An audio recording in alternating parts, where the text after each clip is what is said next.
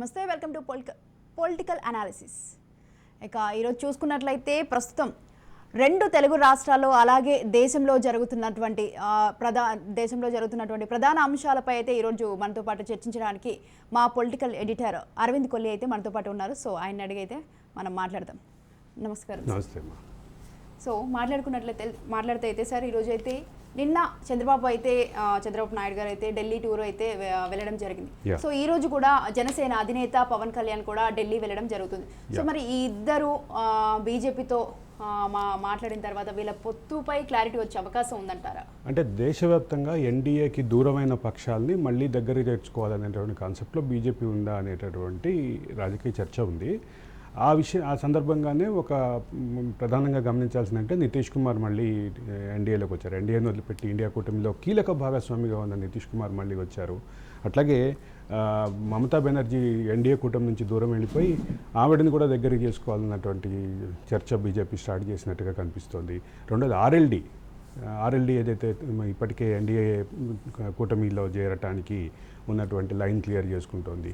రెండో పక్క శివసేన కూడా మేము కాషాయ పార్టీ అని చెప్పేసి ఇప్పటికే ప్రకటించేసింది. సో ఈ దేశవ్యాప్తంగా జరుగుతున్నటువంటి రాజకీయ సమీకరణాలు పునరేకీకరణలో భాగంగా చూస్తే మాత్రం ఇది తెలుగుదేశం పార్టీ ఎన్డీఏలకు మళ్ళీ వచ్చే అవకాశాలు ఒకసారి పరిశీలించాలి. కానీ ప్రధానంగా కనిపిస్తున్నటువంటి అంశం ఏంటంటే ఆంధ్రప్రదేశ్ రాజకీయాల్లో ఇప్పటికే టీడీపీ జనసేన పొత్తు ఖరారైపోయింది. సీట్ల సర్దుబాటు, సీట్ల ప్రకటన, ఉమ్మడి మేనిఫెస్టో దాకా చర్చలు వెళ్ళిపోయినాయి. ఒకటే రోజు చంద్రబాబు పవన్ కళ్యాణ్ 2 సార్లు భేటీ అయ్యారు. వివిధ ప్రదేశాల్లో అంటే పోటీ అభ్యర్థులు ఉండే అవకాశాలు, రెబల్ అభ్యర్థులు ఉండే అవకాశాలు, వాటిని మినిమైజ్ చేయటం, ఇట్లాంటి అవకాశాలను వాళ్ళిద్దరు చర్చించారు. కానీ ఒక ప్రధానమైనటువంటి అంశం ఏంటంటే జనసేన ఒకవైపు బీజేపీ తోటి పొత్తులో కొనసాగుతూనే తెలుగుదేశంతో పొత్తుకి ఇనిషియేట్ చేసింది, బహిరంగ ప్రకటన చేసింది. పొత్తులు, సీట్ల అభ్యర్థులు అన్నీ కీలకమైనటువంటి దశకు వచ్చేసినాయి. ఈ దశలోనే బీజేపీని కూడా ఆ పొత్తులోకి తీసుకురావడానికి ప్రయత్నం చేస్తా అన్న పవన్ కళ్యాణ్ వ్యాఖ్యలు ఎట్లా అంటే ఏ మేరకు పనిచేసినాయి, ఆయన ఏ మేరకు నెట్వర్క్ చేశారు అనేది ఒకసారి చూడాలి. కానీ మనకు అందుతున్నటువంటి సమాచారం ప్రకారం, ప్రాథమిక సమాచారం ప్రకారం చంద్రబాబు, పవన్ కళ్యాణ్, మోడీ అంటే ఇది 2014లో ఏదైతే సక్సెస్ ఫార్ములా ఉందో అదే రిపీట్ చేసేటటువంటి పరిస్థితి కనిపిస్తుంది.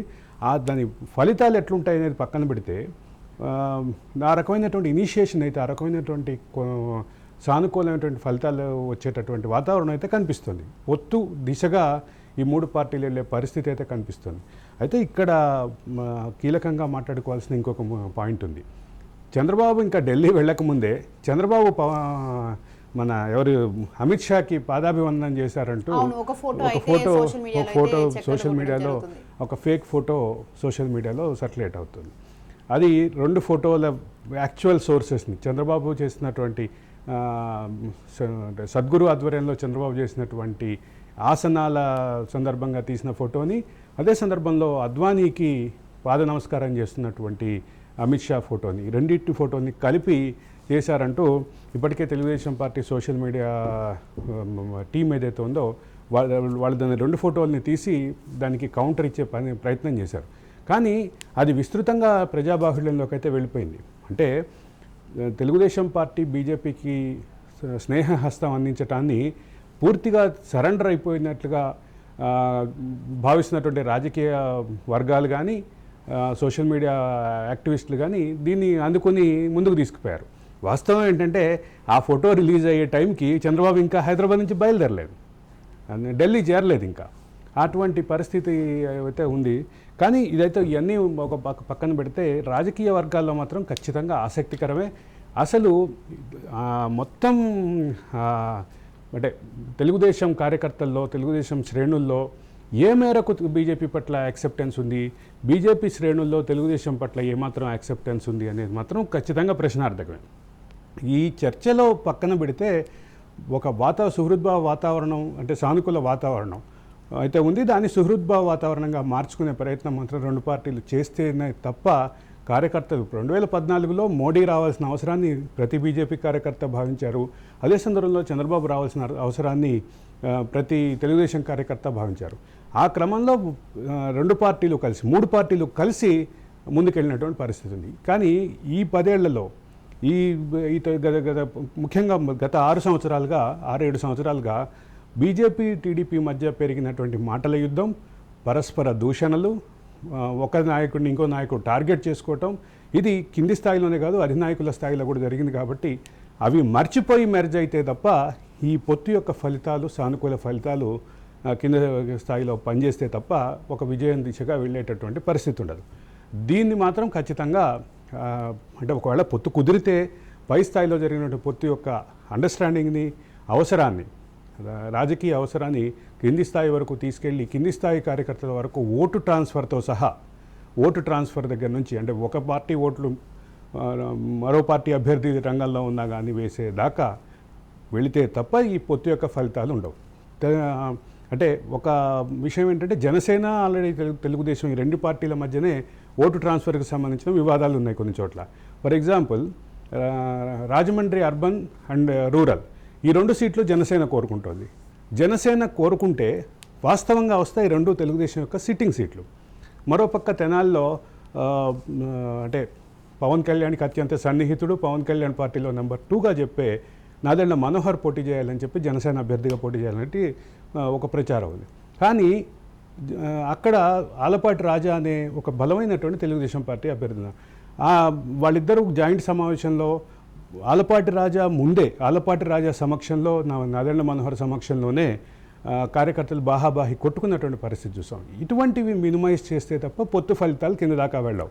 2014లో పొత్తుకు సక్సెస్ ఫార్ములాకు ఉన్నటువంటి ప్రధానమైన అంశం ఏంటంటే ఆ రోజు మోడీ జాతీయ స్థాయిలో రావాల్సిన అవసరాన్ని, రాష్ట్రంలో చంద్రబాబు రావాల్సిన అవసరాన్ని 3 పార్టీలు భావించినాయి. కాబట్టే ఆ రకమైనటువంటి ఓటు ట్రాన్స్ఫర్ జరిగింది. ఈసారి కూడా ఆ రకమైనటువంటి పరిస్థితి ఉంటే తప్ప ముందుకెళ్ళలేని పరిస్థితి. 2009లో తెలంగాణలో అంటే ఒక మహాకూటమి పొత్తులో భాగంగా ఉన్నప్పటికీ ఒకళ్ళకొకళ్ళు పోటీ అభ్యర్థులు పోటీ చేసుకున్నారు. తర్వాత 2018లో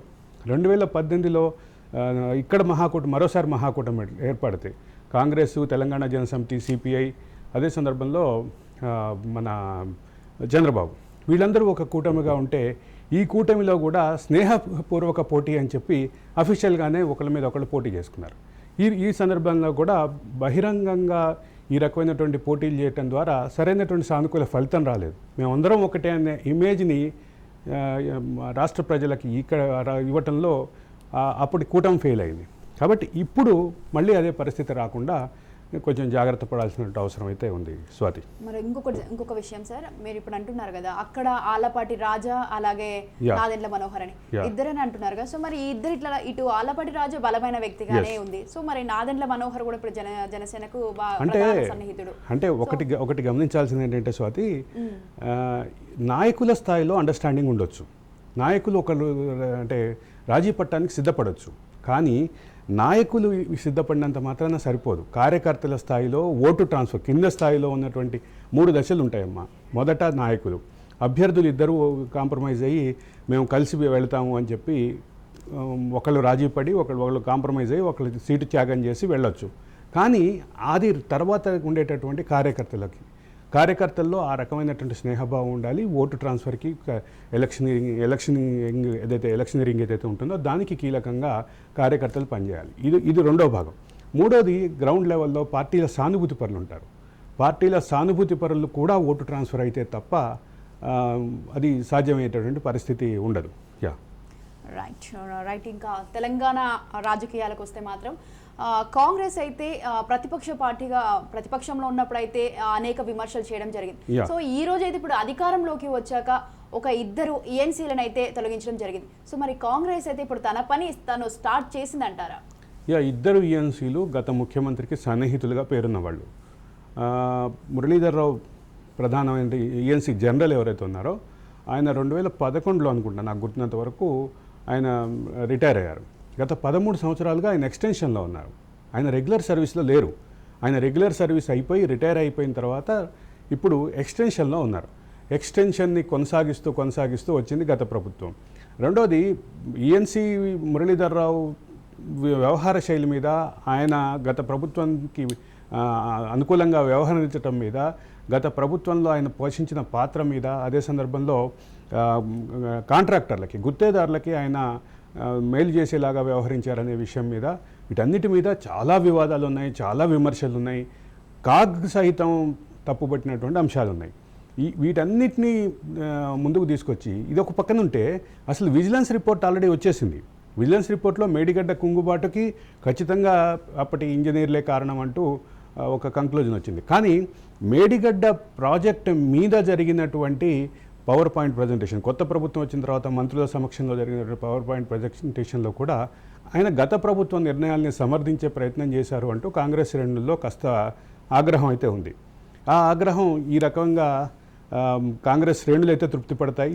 అదే సందర్భంలో తెలంగాణ పౌర సమాజంలో కూడా ఈఎన్సీ మురళీధరరావు వ్యవహార శైలి మీద చాలా ఆగ్రహం ఉంది. ఆ రకమైనటువంటి ఇదైతే ఉంది. కాకపోతే పూర్తి స్థాయి బాధ్యత వహించాల్సిన అధికారులని ఖచ్చితంగా విజిలెన్స్ విచారణ, ఆ తర్వాత జరిగేటటువంటి జ్యుడిషియల్ విచారణ, ఈ రెండు విచారణ సందర్భంగా కేసుల్లో ఆయన్ని కూడా భాగస్వాములు ఆయన మీద కూడా కేసు పెట్టాలనేటటువంటి చర్చ, ఆ రకమైనటువంటి కోరిక అయితే తెలంగాణ సమాజంలో బలంగా ఉంది. స్వాతి, ఓకే, ఇంకొక విషయం చూసుకున్నట్టయితే సార్, శివబాలకృష్ణ, ఈ మధ్య ఈ పేరు మనం బాగా వింటున్నాం. శివబాలకృష్ణ ఆస్తులు తెలంగాణలోనే కాకుండా అటు ఆంధ్రాలో కూడా ఉన్నాయని కూడా తెలుస్తోంది. శివబాలకృష్ణకి సంబంధించినటువంటి నేను ఏసీబీ జాయింట్ డైరెక్టర్ చెప్పిన మాట, శివబాలకృష్ణ కస్టడీ విచారణ ఈరోజు ముగిస్తోంది. ఆయన విచారణ కొనసాగించాలంటూ పిటిషన్ అయితే వేశారు. ఆ పిటిషన్ ఈరోజు విచారణకు వస్తుంది. నాంపల్లి కోర్టు కనుక ఆయన మరో 6 రోజులు అడుగుతున్నారు. 6 రోజుల్లో లేదంటే 3 రోజుల్లో 4 రోజుల్లో ఎన్ని రోజులు ఆయనకి ఎక్స్టెన్షన్ ఇస్తారు అనేది చూడాలి. కానీ ఒకటి మాత్రం క్లియర్, శివబాలకృష్ణ, మళ్ళీ చెప్తున్నా, ఇది నేను గత 3 రోజుల క్రితం కూడా ఇదే మాట చెప్పాను, మళ్ళీ అదే మాట చెప్తున్నా, శివబాలకృష్ణ పుట్ట పగిలితే మిగతా చాలా పుట్టల్లో ఉన్న పాములకి నిద్రలేదు. ఈరోజు మున్సిపల్ శాఖలో జీహెచ్ఎంసీ, హెచ్ఎండిఏ కేంద్రంగా ఉన్నటువంటి సుదీర్ఘకాలం పనిచేస్తున్నటువంటి పలువురు అధికారులకి ఈరోజు నిద్రలు పట్టట్లేదు. ఒక 2 మాజీ మంత్రులకు కూడా నిద్ర పట్టట్లేదని మనకున్నటువంటి సమాచారం. ఒక మాజీ మంత్రి సహచరుడు అయితే మన లైవ్ షోలోనే చెప్పారు, ఆయనకి నిజంగానే నిద్రపట్టలేదు, ఆయన మాజీ సన్నిహితుడు. అయితే ఇక్కడ ప్రధానమైన అంశం ఏంటంటే, అసలు జీహెచ్ఎంసీలో ఒక సాధారణ డైరెక్టర్గా, అంటే జీహెచ్ఎంసీలో ఉన్నటువంటి, హెచ్ఎండిలో ఉన్నటువంటి పలువురు ఉన్నతాధికారులు ఒకరైనటువంటి అధికారి దగ్గరే ఇంత పెద్ద ట్రెజర్ దొరుకుతుంటే, yes it is a treasure, ఆ ట్రెజర్ దొరుకుతుంటే ఇంకా మిగతా పాములు, అంతకంటే పెద్ద స్థాయిలో ఉన్నవాళ్ళు, మంత్రులు, మిగతా అధికారులు, సుదీర్ఘకాలం పాటు ఒకటే సీట్లో ఉన్నటువంటి జీహెచ్ఎంసీ, హెచ్ఎండి అధికారులు, వీళ్ళందరితో పాటు ఒక మంత్రి పిఏ, మరొక మంత్రి సన్నిహితంగా ఉండేటటువంటి మరో గెజిటెడ్ అధికారి, ఇవన్నీ వీళ్ళందరి చుట్టూ ఉచ్చులైతే బిగుస్తున్నాయి. వీళ్ళందరికీ ఎవరికీ నిద్రలు పడుతున్నాయని చెప్పి నేనైతే అనుకోవట్లేదు. ఇది తీగలాగితే డొంకంతా కదలటం అనే లాగానే ఇప్పుడు ఇక్కడ శివబాలకృష్ణ తీగలాగితే ఒక 2 మంత్రుల దగ్గర డొంక కదులుతోంది అనేది క్లియర్. ఆ మంత్రులు ఏమి దాపరికమేం లేదు. ఒకరు మున్సిపల్ శాఖని సుదీర్ఘకాలం పాటు నిర్వహించినటువంటి కేటీఆర్, అదే సందర్భంలో ఇంకొక మంత్రి జీహెచ్ఎంసీలో ఉన్నతాధికారిగా ఉండి ఆ తర్వాత మంత్రి అయినటువంటి శ్రీనివాస్ గౌడ్. వీళ్ళిద్దరి చుట్టే వివాదం అంతా తిరుగుతోంది. వీళ్ళిద్దరే కీలకమైనటువంటి నిర్ణయాలు తీసుకున్నారు. వీళ్ళిద్దరు ఆధ్వర్యంలో ఉన్నటువంటి కీలకమైనటువంటి టీమే నిర్ణయాలు తీసుకుందంటూ ప్రధానమైన స్రవంతిలో చర్చ అయితే ఉంది, ఖచ్చితంగా ఉంది. దీనికి ఏ రకమైనటువంటి ఎక్కడ కదులుతుందో ఇది ఇంతటితో ఆగేలాగా లేదు. జీహెచ్ఎంసీ చుట్టుపక్కల ఉన్నటువంటి వెంచర్లు, ప్రధానంగా రియల్టర్లకు ఇచ్చినటువంటి అనుమతులు, వీటన్నిటిని పరిశీలిస్తున్నారు. ఒక విషయం ఏంటంటే, ఎలక్షన్ నోటిఫికేషన్ వచ్చిన తర్వాత 69 ఫైల్స్ మీద ఆయన శివబాలకృష్ణ సంతకం పెట్టారు అంటూ నిన్న ఒక క్లారిటీ వచ్చింది. 69 ఫైల్స్ మీద ఆయన సంతకం పెడితే మరొక 500 ఫైల్స్, అంటే మొత్తం 500 ఫైల్స్ ఆఖరి 2 నెలల్లో ఆయన క్లియర్ చేసినట్టుగా ఉంది. ఈ 500 ఫైల్స్ని అమూలాగ్రం మొత్తం ఫుల్ స్కాన్ చేయమని చెప్పి ఇప్పటికే ఏసీబీకి ఆదేశాలు ఉన్నాయి. అదే సందర్భంగా విజిలెన్స్ విచారణ కూడా జరుగుతుంది. మళ్ళీ ఇప్పుడు కొత్తగా వస్తున్నటువంటి విషయం ఏంటంటే శివబాలకృష్ణ దగ్గర ఉన్నటువంటి ఆస్తులకి సంబంధించి కేంద్ర దర్యాప్తు సంస్థలు కూడా రంగంలో దిగే పరిస్థితి కనిపిస్తుంది. ఆయన దగ్గర దాదాపు ఒక 30-40 వాచ్లు దొరికినట్టుగా ఉంది. మన టీము దానికి ఆ వాచ్లను లెక్కేస్తే ప్రభుత్వం 34 అంటే ఏసీబీ 34 లక్షలు అని చెప్తే దాదాపు ఒక్కొక్కటి 3 కోట్ల రూపాయలు 4 కోట్ల రూపాయల వాచ్లు కూడా ఉన్నటువంటి పరిస్థితి ఉంది ఆయన దగ్గర. కాబట్టి ఇది ఎక్కడికి వెళ్తుంది, ఎక్కడ ఆగుతుంది, దీంట్లో ఎంతమంది ఇప్పుడు ఈ శివబాలకృష్ణ దగ్గరే 34 వాచ్లు ఉంటే ఇక మరి మంత్రి పిఏ మీద కూడా వివాదాలు ఉన్నాయి. ఆ మంత్రి పిఏని బహిరంగంగానే రేవంత్ రెడ్డి గతంలో విమర్శించే సందర్భం ఉంది. ఆ మంత్రి పిఏని రేవంత్ రెడ్డి విమర్శించిన సందర్భంలో అప్పటి మంత్రి ఆ పిఏని వెనకేసుకొస్తూ ఇచ్చినటువంటి క్లీన్ చిట్ సర్టిఫికెట్ బహిరంగంగానే నా పిఏని టార్గెట్ చేస్తున్నాడు, వాడికి ఏం తెలియదు, వాడు ఏదో నాతోటి ఉంటాడు అని చెప్పిన పరిస్థితి. కానీ ఈ విచారణ జరుగుతున్న క్రమంలో ఆ పేర్లు కూడా మళ్ళీ చర్చలోకి వచ్చినాయి. రేవంత్ రెడ్డి ప్రతిపక్షంలో ఉండగా మున్సిపల్ శాఖకి ఒక ఆర్టీఐ వేస్తే ఆ ఆర్టీఐని కూడా రిజెక్ట్ చేసినటువంటి పరిస్థితి ఉంది. కాబట్టి ఈ వివాదాలన్నీ ఎక్కడో ముగింపు అయితే వస్తాయి. ఈ ముగింపు వచ్చే క్రమంలో ఎన్ని పెద్ద పెద్ద పాములు బయటకు వస్తాయో, అనకొండలు ఎన్ని బయటకు వస్తాయో చూడాల్సిన పరిస్థితి ఉంది స్వాతి. రైట్. ఇంకో నెక్స్ట్ టాపిక్ తీసుకున్నట్లయితే ఈ రోజు నుంచి అయితే రాష్ట్ర బడ్జెట్ సమావేశాలు అయితే జరగబోతున్నాయి. ఉభయ సభలను ఉద్దేశించి అయితే గవర్నర్ ప్రసంగం ఉండకపోతుందని తెలుస్తుంది. అలాగే ఇదైన తర్వాత అనంతరం బీఐసీ సమావేశం కూడా ఉండబోతున్నట్టు కూడా తెలుస్తుంది. సో ఇప్పుడు మనం దీని గురించి మాట్లాడుకున్నట్లయితే సో ఈరోజు సమావేశాలు ఇక్కడ అంటే ఆసక్తికరమైన అంశం ఉంది. ఈరోజు బడ్జెట్ సమావేశాలు ప్రారంభం కాబోతున్నాయి. మొన్న ఇటీవల 1వ తారీఖున శాసనసభ్యుడిగా గజ్వేల్ శాసనసభ్యుడిగా ప్రమాణ స్వీకారం చేసిన మాజీ ముఖ్యమంత్రి కేసీఆర్ ఈ సమావేశాలకి రాబోతున్నారు.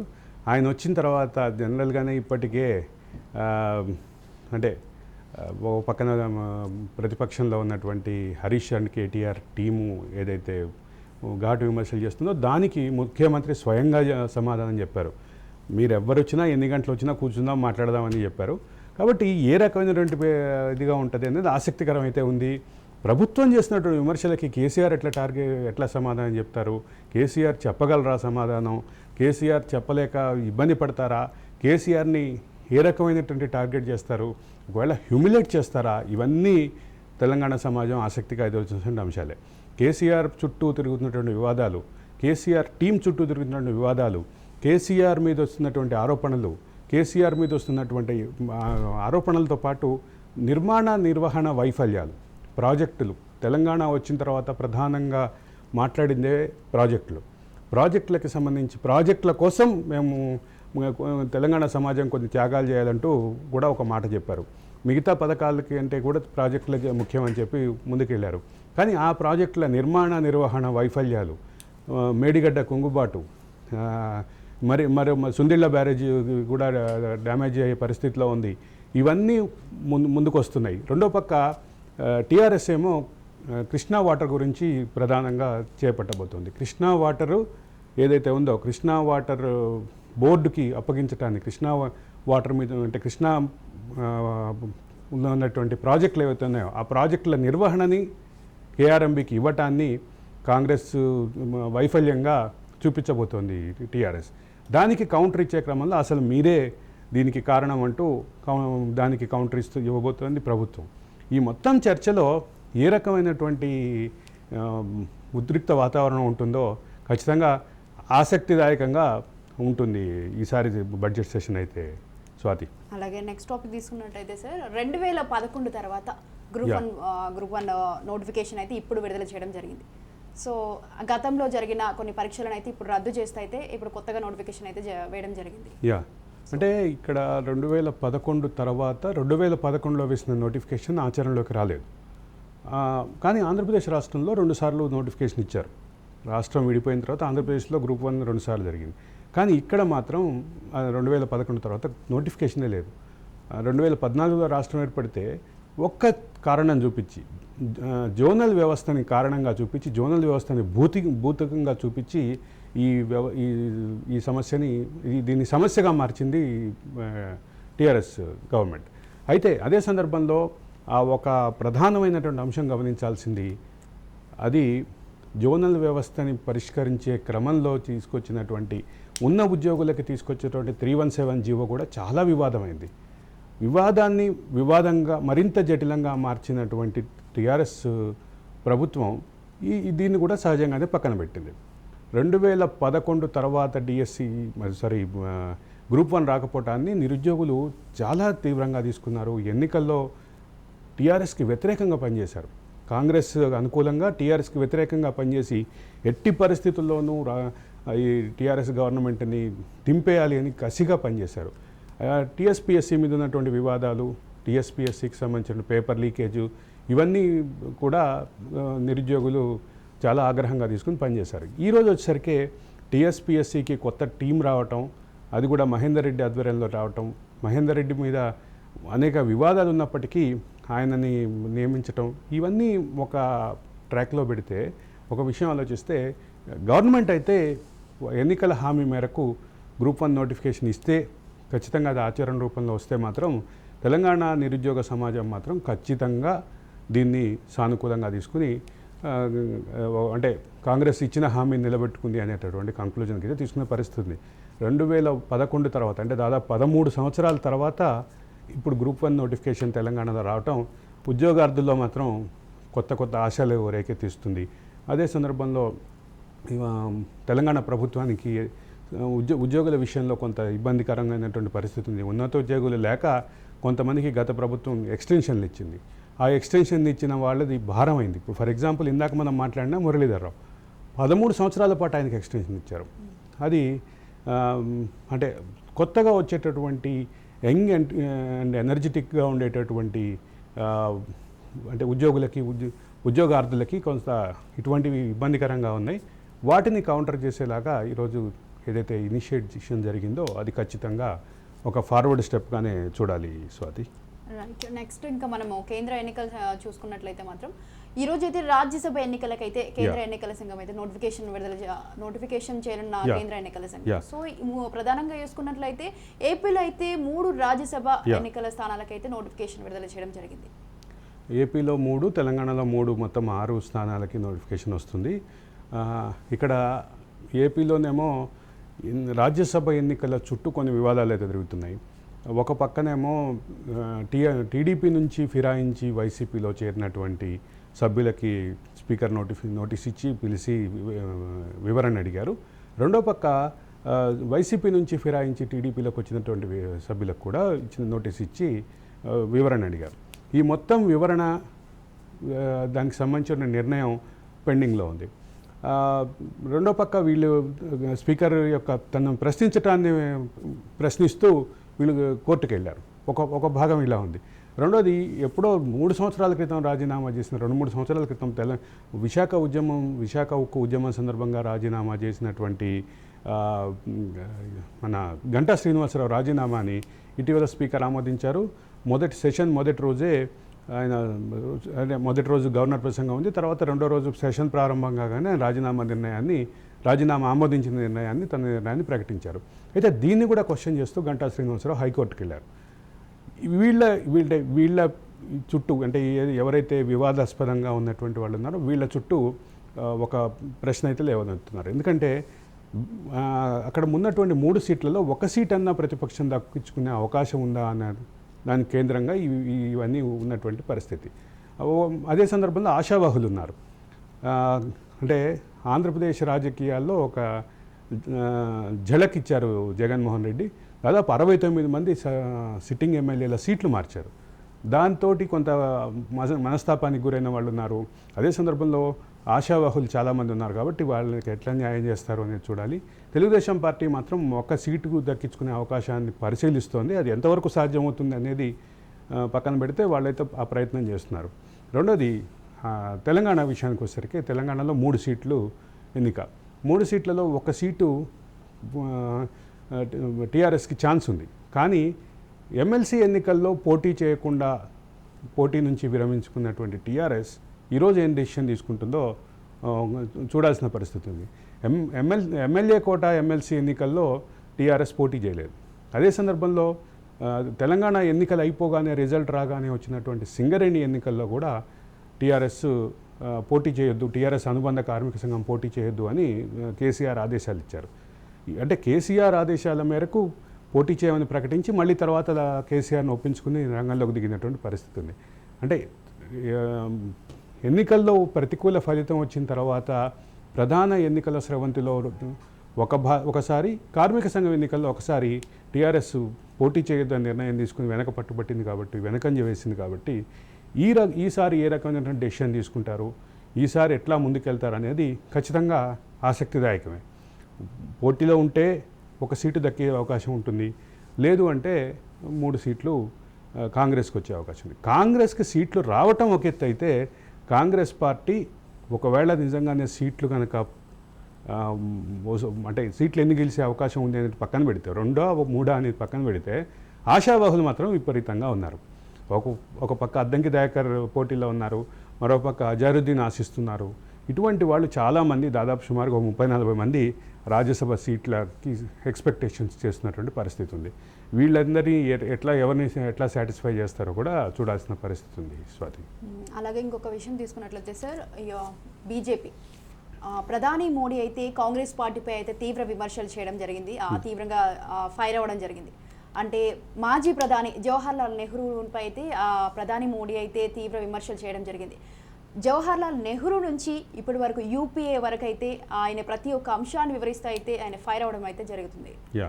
రాజ్యసభలో నిన్న రాష్ట్రపతి ప్రసంగానికి ధన్యవాదాలు తెలిపే తీర్మానం సందర్భంగా మోడీ చాలా సుదీర్ఘంగా మాట్లాడే సందర్భంలో ఆయన కొంత క్లారిటీ ఇచ్చారు. లోక్సభలోనేమో కాంగ్రెస్ పార్టీ ఇంకెక్కడుంది, కాంగ్రెస్ పార్టీ నాశనం అయిపోయింది, అసలు కాంగ్రెస్ ఉనికే లేదు అన్నారు. నిన్న రాజ్యసభకు వచ్చేసరికి అనూహ్యంగా కాంగ్రెస్ పార్టీ బతికుండాలని నేను కోరుకుంటున్నా, కనీసం కాంగ్రెస్కి 40 సీట్లు రావాలని కోరుకుంటున్నా అని కూడా ఆయన అన్నటువంటి పరిస్థితి ఉంది. అది దాంట్లో ఉన్నటువంటి వెటకారం, సెటైరికల్ కాన్సెప్ట్ అర్థమైనప్పటికీ కాంగ్రెస్ పార్టీ పట్ల ఆయన చాలా దూకుడుగా నిన్న వ్యవహరించేటువంటి పరిస్థితి ఉంది. కాంగ్రెస్ మొత్తం అంటే కాంగ్రెస్ యొక్క ప్రస్థానాన్ని మొత్తాన్ని ప్రస్తావన చేస్తూ ఆయన మాట్లాడినటువంటి సందర్భంగా సూటిగా కాంగ్రెస్ పార్టీని మీద అయితే విమర్శలు ఉన్నాయి. ఇండియా కూటమి యొక్క వైఫల్యాన్ని, ఇండియా కూటమి కూలిపోతున్నటువంటి అంశాన్ని, ఇండియా కూటమిలో భాగస్వామి పక్షాలు నిలబడకుండా పక్కదారి పడుతున్నాయి అన్నటువంటి విషయాన్ని, జారిపోతున్నాయన్న విషయాన్ని ఆయన గట్టిగా నొక్కి మరీ చెప్పినటువంటి పరిస్థితి అయితే ఉంది. స్వాతి, కానీ ఒకటి మాత్రం క్లియర్గా చెప్పారు, మళ్ళీ మేమే అధికారంలోకి వస్తాం, అభివృద్ధికి కొత్త అర్థం చెప్తామంటూ ఒక ధీమా, ఒక కంక్లూజన్ ఇచ్చే పరిస్థితి అయితే, ఇచ్చే వాతావరణం అయితే ఆయన ప్రదర్శించారు. Swathi, right. Thank you sir, thank you so much. చూసారు కదా, ఇది ఇవాల్టి 2 తెలుగు రాష్ట్రాలు దేశంలో ఉన్న ప్రధాన అంశాలపై పొలిటికల్ అనాలిసిస్.